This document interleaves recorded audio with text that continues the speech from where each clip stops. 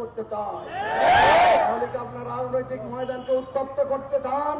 এই ভোটের মাঠকে কি আপনারা উত্তপ্ত করে ফায়দা হাসিল করতে চান? আপনাদের সে গুড়ে বালি মানুষটা হতে দেবে না, জনগণ আপনাদের আশা পূরণ হতে দেবে না ইনশাআল্লাহ।